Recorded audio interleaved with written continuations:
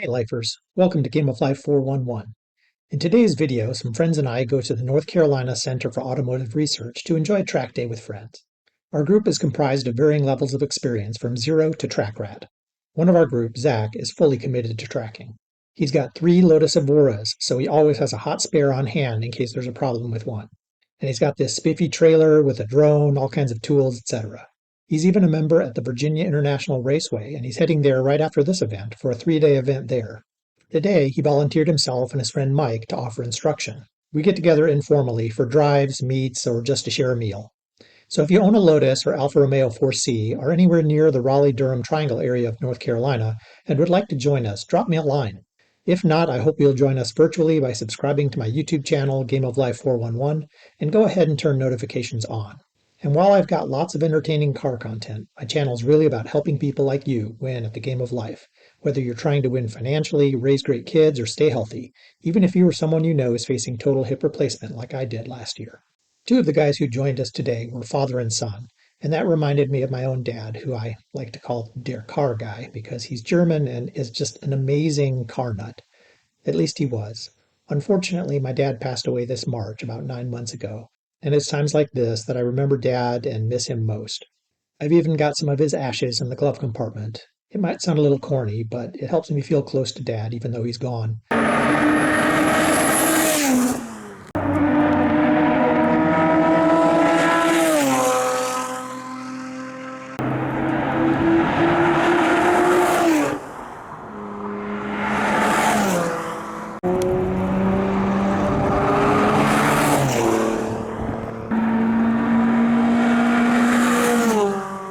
This is the main straight, and you can see this Mazda Miata gets up to just right at 109 miles per hour.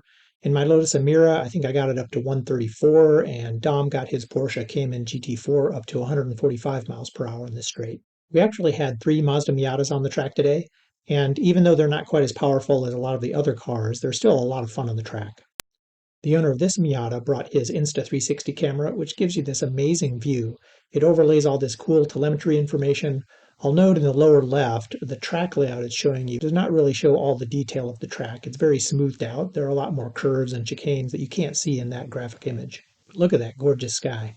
So how does the NCCAR track compare to other tracks I've been on? I haven't driven on too many tracks, but I have driven on the BMW Performance Driving School track for probably 20 years, and I've driven several times on the Virginia International Raceway as well as the Indianapolis Motor Speedway last year. That was a lot of fun.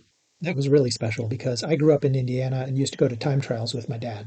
So how does NCCAR compare to these other tracks? Well, I'd say it's probably the most similar to the BMW Performance Center driving school track because they've designed that track to be as safe as possible. There are very few elevation changes. There are no obstacles if you go off track that you could injure yourself or your car with. And so it's a pretty safe track with great visibility. Surprisingly, the Indianapolis Motor Speedway is probably the next most similar because I don't remember it having a lot of elevation changes or blind corners or blind hills that you go over. Now, the Virginia International Raceway, or VIR for short, is another matter entirely. That track is full of all kinds of blind corners and hills that you crest without any visibility. You're really taking your life in your hands and trusting that there's nothing ahead of you.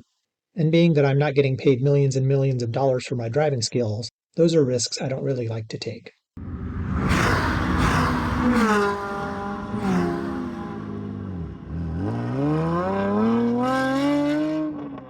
That said, the NCCAR track is phenomenal. It's very technical, but with great visibility and almost no blind corners or elevation changes. If you'd like to get a better feel for the track, our driving instructor for the day, Mike, set up the NCCAR track in Assetto Corsa, an Italian sim racing video game. I've included links to his videos in the description, and I'd love to see his views blow up, so I hope everyone will give these a watch. In terms of facilities at NCCAR, they're really top-notch. They offer a 2-mile road course, vehicle dynamics areas with high-speed entry, off-road features and trails, client garages with high-speed connectivity, workshops, and classroom facilities. This was our second annual trip out to NCCAR, and it's interesting how much things have changed since last year. We had about the same number of people, but the vehicles changed dramatically. Last year we had 3 or 4 Alfa Romeo 4Cs, but this year we didn't have a single one. And that's because of a lot of changes. So I sold mine in order to buy a Lotus Emira. Another guy, Dom, sold his in order to buy a Porsche Cayman GT4. And then another guy, sadly, had an accident that totaled his Alfa Romeo 4C. So he's the one driving the Alfa Romeo Giulia QV.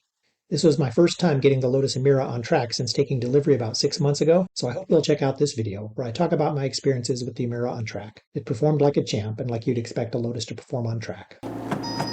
Okay, so I'm going to go out here in regular mode first for a lap. And then I'll go into sport mode and then track mode. Okay, I think I have space. I'll be curious to see if there's a big difference or not.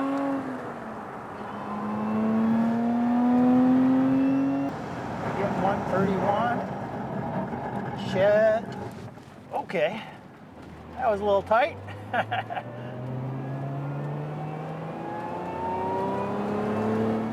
Let's turn on the G-force screen here. Okay, so I'm here with Eric in his stock Lotus Emira, and you have not changed anything, right? No, sir. Have I showed you my socks? So I have. So maybe I am that guy. Maybe you are that guy. Maybe you're becoming that guy. I have the shoes and the socks, the Jim Clark. Oh, nice. Okay. Shoes and the luggage. So yeah. Okay. I must be that guy. I also got to take a hot lap with Dom, and since he sold his Alfa Romeo 4C to buy this Porsche Cayman GT4, we reviewed these two cars in this video, which I hope you'll check out.